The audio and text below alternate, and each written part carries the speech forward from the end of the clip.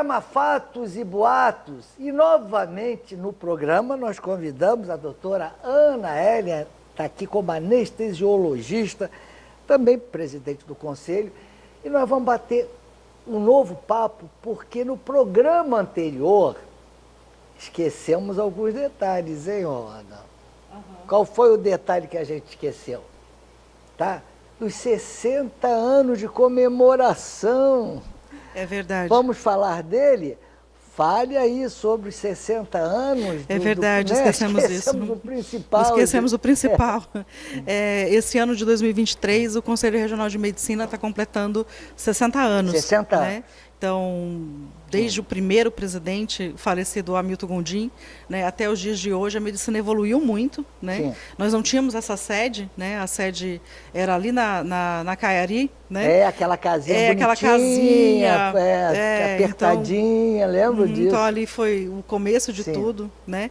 E a gente está aqui nessa casa desde 2004, né? Quando foi a inauguração, a Casa do Médico. Precisava de um espaço grande, com auditório, com salas mais amplas, né? A intenção era de que o Estado crescesse, aumentasse o número de médicos, então a gente precisava de uma sede que fosse compatível com esse nosso sonho. Né?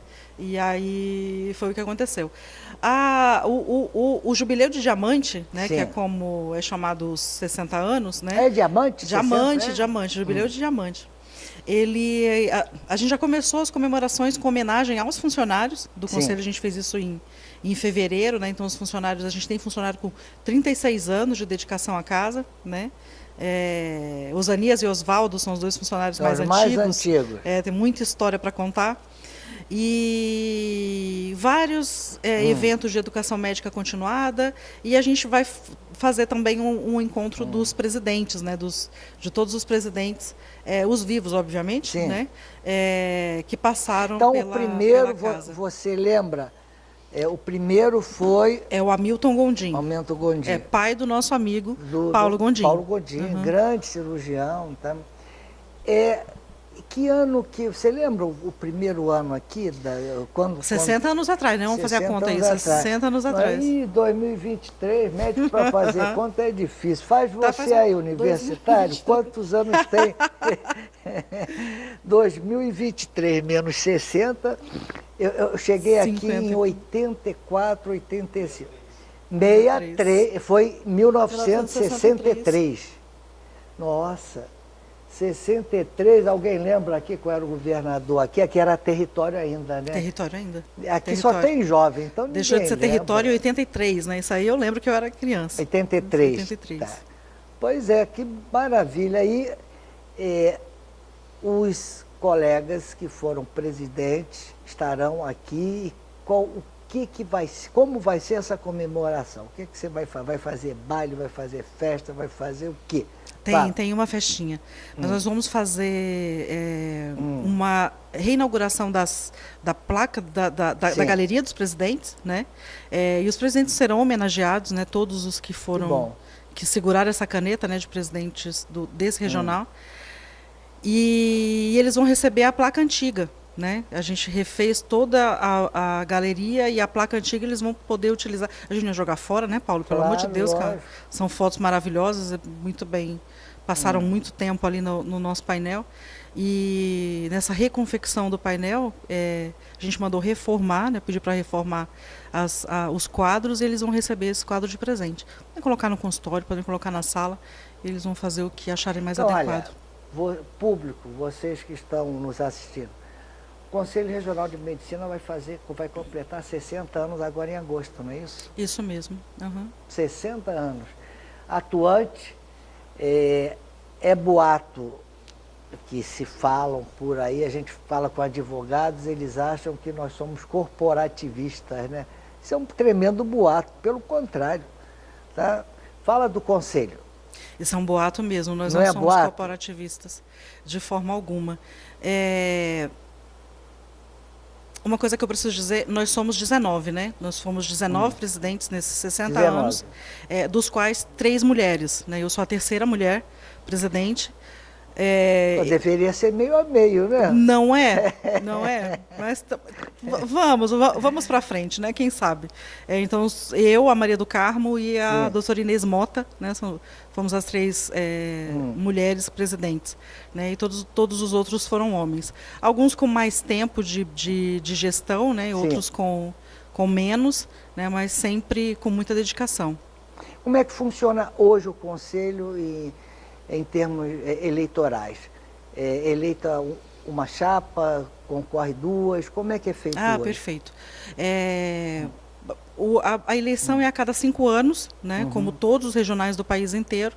Né, então, são 40 conselheiros eleitos e 2 que são indicados pela Associação Médica Brasileira, de acordo com o regional. Então, no final, são 42 conselheiros eleitos. Né? Desses 42, são é eleita a diretoria, né, os conselheiros diretores. São 11 cargos de diretores hoje. Né? Essa eleição é feita na primeira plenária do novo conselho. E hoje nós optamos, como todos nós que somos conselheiros hoje, nós trabalhamos como médicos, né? Então o conselho regional, ele é um cargo honorífico, a gente não recebe salário para ser diretor ou para ser conselheiro, isso não existe.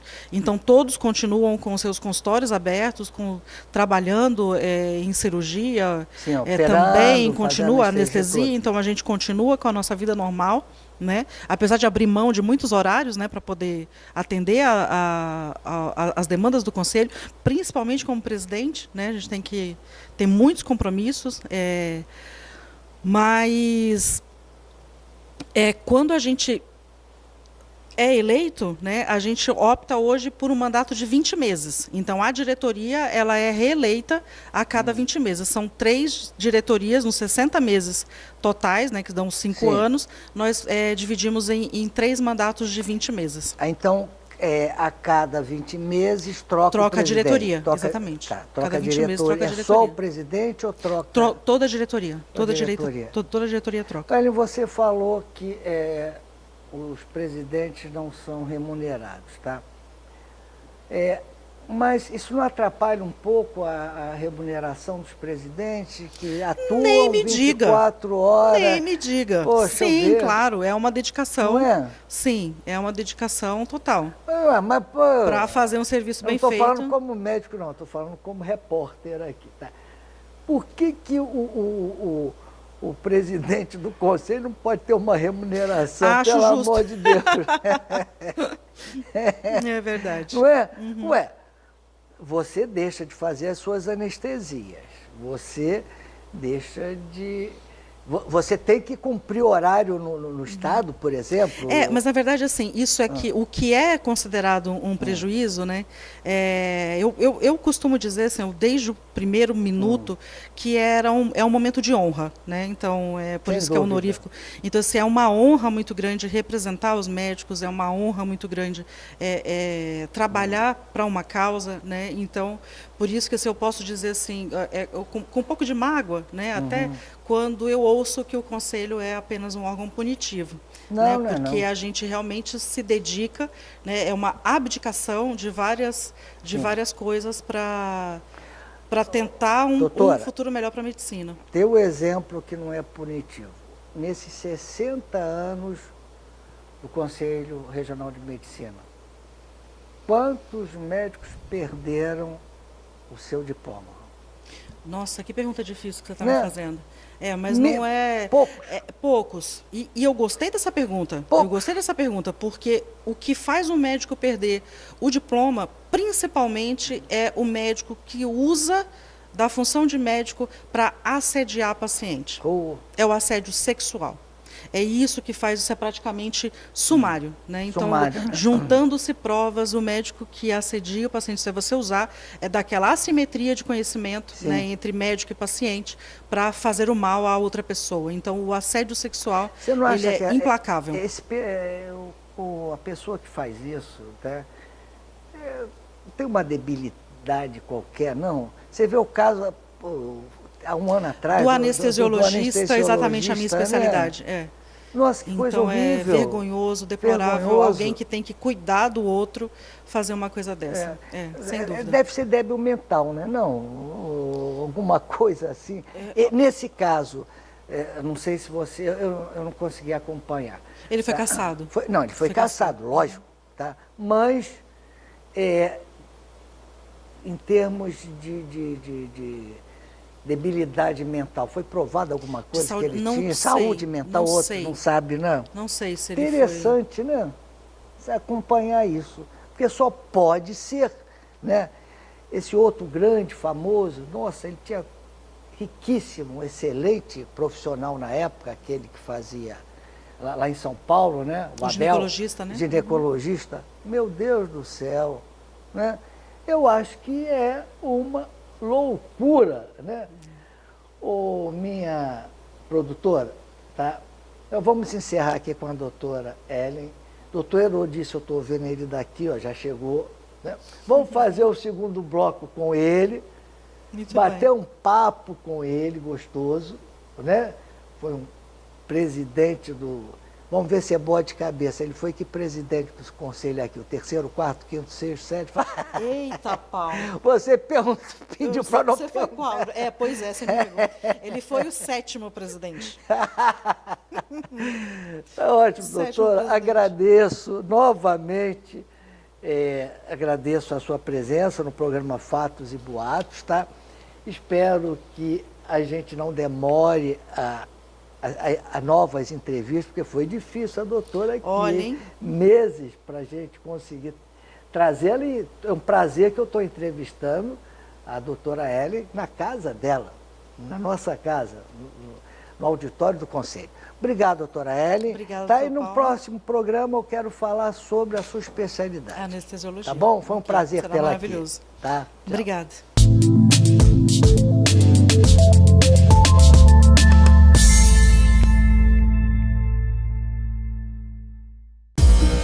No Rondônia ao Vivo você encontra a informação rápida e em tempo real. E agora na TV, canal 10.1 Rondônia ao Vivo TV. E no jornal online mais acessado do estado. Organizado e pontual com a melhor equipe. Um local cultural com um museu incrível, alta tecnologia e os melhores equipamentos. Divulgue aqui a sua empresa para mais de 20 milhões de acessos mensais. Rondônia ao Vivo, seu jornal da internet, agora na... Pensando no seu bem-estar, agora o beneficiário Amiron tem acesso ao serviço de telemedicina, sem custo adicional ao seu plano de saúde, um benefício exclusivo com pronto atendimento médico online 24 horas, consultas por videochamada, agendamento rápido em mais de 25 especialidades médicas, mais conforto, acessibilidade e cuidado com a sua saúde. É muito simples de utilizar, você só precisa baixar o aplicativo e solicitar atendimento. Amiron Saúde é mais que um plano, é cuidar bem.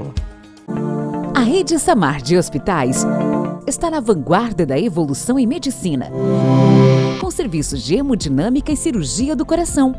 São equipes qualificadas e equipamentos de ponta para cirurgias de alta complexidade minimamente invasivas. Tudo para melhor conforto e recuperação do paciente. Rede Samar de Hospitais. Evoluir e humanizar são nossos compromissos.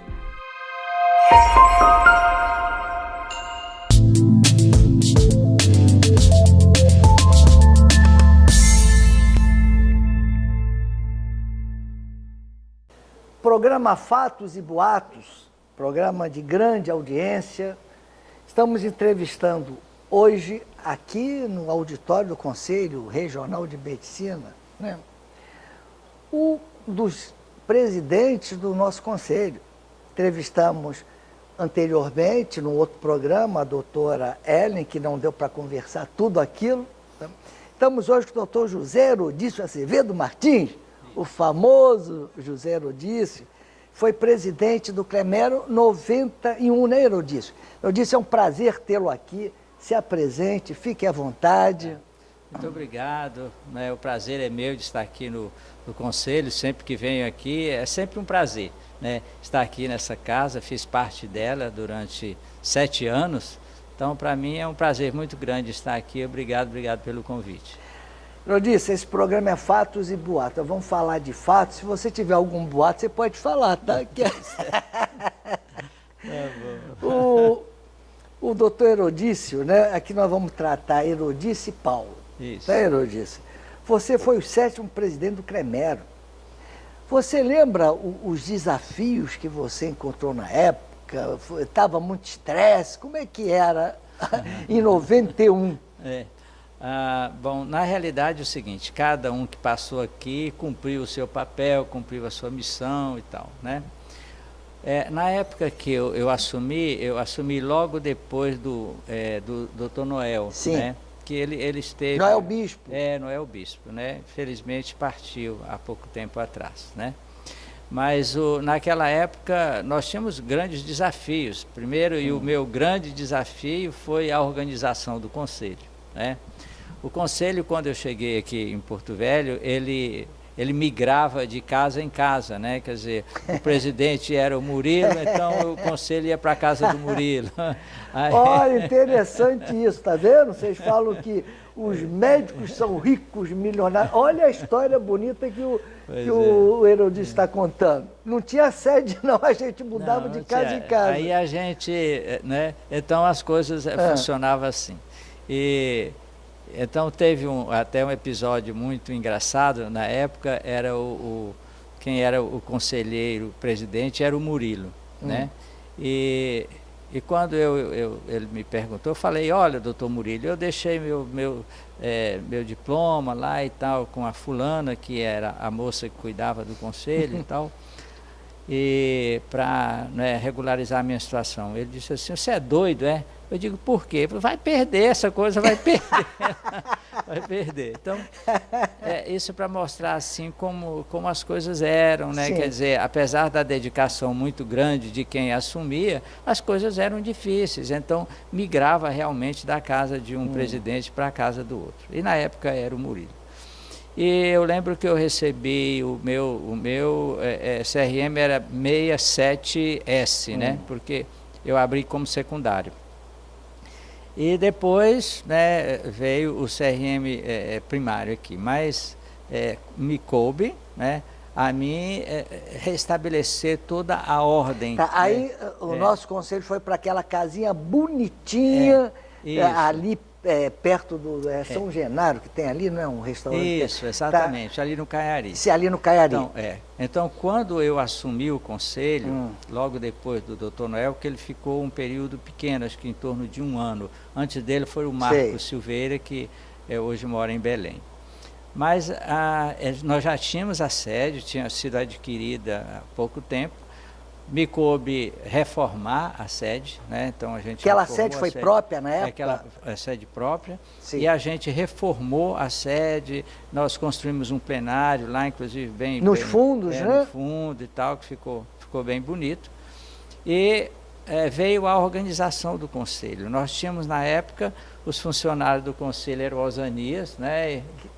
E o colega dele, o Oswaldo, que eram meninos, eu acho que tinha o quê? Uns 17 anos, 16, 17 anos. Não vou falar de idade, não. Meninos, que nós estamos... Eram meninos, eram meninos, né? E então a gente sentiu assim uma grande necessidade de arrumar as coisas, né? Eu lembro que tinha muitas caixas lá no conselho, caixa com isso, caixa com aquilo e tal, não tinha um arquivo definido. Então, primeira coisa, regularização do CRM dos médicos. Muitos médicos com CRM repetidos, né? Quer dizer, você era, vamos dizer, 100, aí tinha um outro que era 100 S e tal, tinha essa confusão toda. Então foi um trabalho muito difícil de convencer os médicos a receberem um novo CRM. Porque o médico falava assim, não, esse número faz parte da minha vida, é a minha identidade esse número, eu não quero mudar. Isso foi em 91, né, Ramon? Em 91. E aí... eu me lembro que eu troquei também, eu estou aqui desde 85. O meu era 67S, aí eu fui para 295. Então eu disse, não, eu dou o exemplo, eu mesmo saí de 67S para 295 e tal, não sei o quê. E assim foi. E a gente conseguiu organizar o conselho. É tanto que, no final, né, do nosso mandato, que eu cumpri um mandato tampão de 2 anos e depois houve a eleição, e eu fiquei 5 anos, mais 5 anos, né? E assim, no meio do mandato e tal, a gente, não sei se a Ellen teve oportunidade de dizer, mas nós somos auditados pelo Tribunal de Contas da União. Ela esqueceu esse fato, mas nós vamos entrevistá-la no próximo programa. Ela vai lembrar de muita coisa. Pois é, mas a gente é auditado pelo Tribunal de Contas da União. Por que motivo? Porque o Conselho, ele é subordinado também ao Conselho Federal, que é subordinado também, né? É um órgão federal. E aí a gente recebeu sempre elogios pela organização, inclusive deve constar aqui pelo Conselho, nos arquivos aí, documento do Conselho Federal elogiando o Conselho de Rondônia como dos conselhos pequenos mais organizados do país. Então a gente deixou o Conselho Você lembra organizado. Na época quantos médicos o Conselho tinha? Mais ou menos? Naquela época tinha, acho que quando eu terminei, o CRM aqui era de 2.000 e alguma coisa, 3.000 mais ou menos, né? Tá? Porque quando terminei já tinha faculdade aqui e tal. Então, você tinha faculdade? Já tinha faculdade, né? A Unir, né? Foi a primeira? E a Unir foi a primeira, né? E logo depois veio a faculdade particular, a FINCA, né? Que veio logo depois, né? E hoje tem hoje aí, tem, né? A gente não conversou. Tem um bocado. Você acha que não tem muita faculdade aqui, não, no nosso estado? Fala a verdade. Eu acho que tem faculdade demais no Brasil inteiro. No Brasil inteiro. E o que sobra de faculdade talvez falte em eficiência, né? Em qualidade. Perfeito. Né? Lamentavelmente. Lamentavelmente, né? Né? Erudito, eu fiz uma pergunta para a atual presidente, né? Esses médicos que estão se formando fora aqui do nosso país, tá? Parece que está havendo um projeto aí de lei que eles podem vir para cá, exercer a medicina sem fazer revalida, sem passar pelo conselho, tá? O que é isso, Jorge? O que você acha? Para mim isso é a maior aberração. Não é aberração? Existe. É uma aberração que existe. Isso não existe em nenhum país civilizado do mundo. Não existe. Né? Isso não existe. Então, todas as pessoas têm que passar pelo crivo, né? Vai nos Estados Unidos é assim, vai no Canadá é assim, qualquer país da Europa é assim. Tá? Então, isso é uma aberração, isso é coisa de ideologia política que, lamentavelmente, a gente não pode concordar. Sim, mas o Conselho, os conselhos regionais e o Conselho Federal estão ativos nesse assunto, né? Com certeza, né? O pessoal tem trabalhado muito nesse sentido dessa conscientização dos políticos, né? No sentido de não aceitar esse tipo de coisa. Não aceitar isso, é impossível, né? Mas é muito complicado isso aí. Ô, Herodes, vamos falar agora da sua especialidade. Quem está assistindo te conhece como um dos grandes oftalmologistas aqui da nossa cidade, tá? Talvez nem saibam que você foi presidente do conselho, mas sabe que você é oftalmologista, tem um belo centro, CEOF, né? Um belo centro hospitalar. Sobre a sua especialidade, tá? Evoluiu muito o nosso estado em relação... Eu lembro quando eu cheguei aqui nos anos 84, 85, né? Eram pouquíssimos especialistas, pouquíssimos, tá? Eu cheguei aqui como cirurgião, desisti, eu fiz residência em cirurgia há 4, 5 anos, aí depois eu fui para o lado da medicina do trabalho e clínica porque era difícil aqui. Os hospitais não tinham plantonistas, né? A gente operava, ficava tenso 24 horas, qualquer coisa, chamavam a gente para ir lá no hospital. Como é que foi essa época sua aqui, numa especialidade assim de oftalmo? Olha, por que eu vim parar em Rondônia, né? Por que eu vim parar em Rondônia? Eu era residente do Hospital de Base em Brasília. Eu me formei em Brasília, na Universidade de Brasília, e fiz residência no Hospital de Base, lá em Brasília. Estava de plantão um dia quando chegou um paciente com o olho perfurado, já há 15 dias, e eu perguntei, mas há 15 dias com o olho perfurado, por que você não veio antes? Não, eu moro em Rondônia e tal, não sei o quê. E entrou uma senhora com ele, que o acompanhava, muito falante e tal, não sei o quê. Falou, doutor, o senhor é tão jovem, por que o senhor não vai para Rondônia, mas não sei o quê?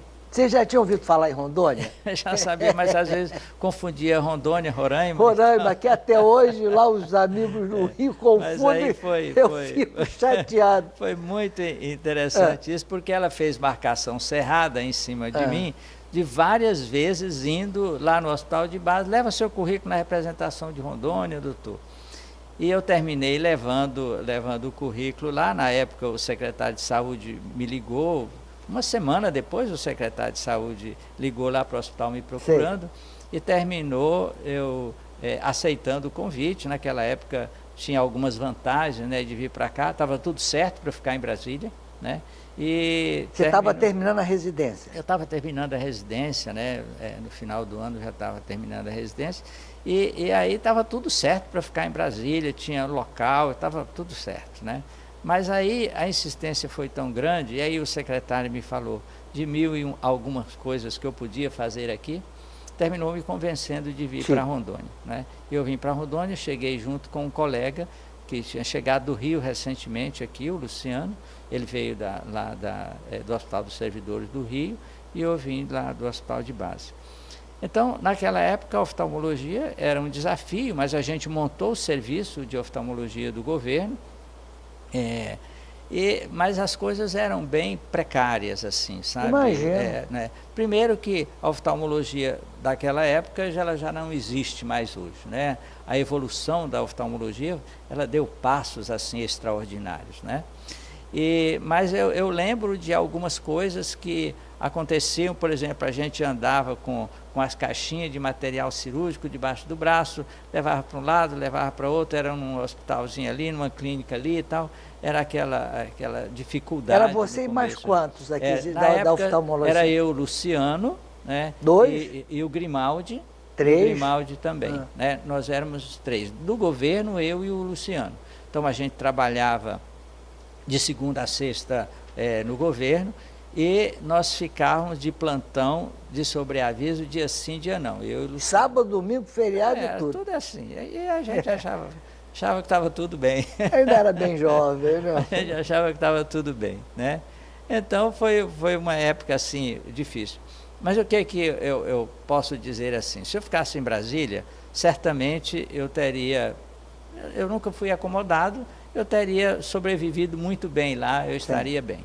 Vim para cá, eu acho que do ponto de vista social, eu prestei um serviço muito mais relevante aqui do que eu poderia prestar em Brasília, dado, vamos dizer, a carência que teve. Sem dúvida. E a gente foi evoluindo, evoluímos com a oftalmologia brasileira, e hoje Rondônia, com os centros oftalmológicos que temos aqui, não deve nada ao centro-oeste, ao sul do Brasil. Bom, né? Nós estamos muito bem. Eu lembro de um fato, por exemplo, um detalhezinho, cirurgia de catarata. Quando a gente começou a fazer a técnica mais moderna que tem hoje cirurgia de catarata, que é a facoemulsificação, né?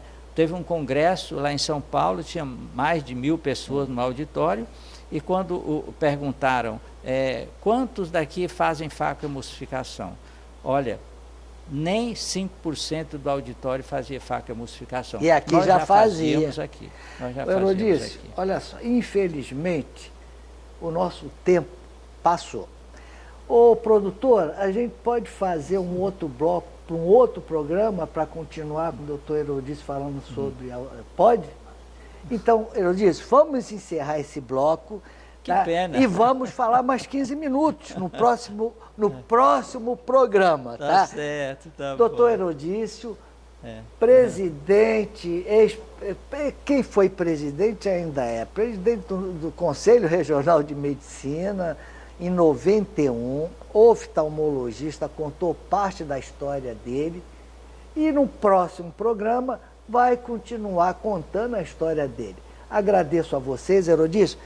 Pode se despedir desse público que está nos assistindo hoje, porque nós vamos gravar o próximo programa da semana que vem. Tá, muito obrigado pelo convite, foi um prazer muito grande estar aqui e fazer parte da história aqui do Estado, como você também, né, que tem muito contribuiu aqui para o desenvolvimento da medicina aqui no Estado de Rondônia. Então o programa Fatos e Boatos, não percam, tá? Sábado às 14 horas e domingo reprise com um novo programa que nós vamos trazer de volta o doutor José Herodício Azevedo Martins, oftalmologista e ex-presidente no exercício de 91 a 98 do Conselho Regional de Medicina. Até o próximo programa.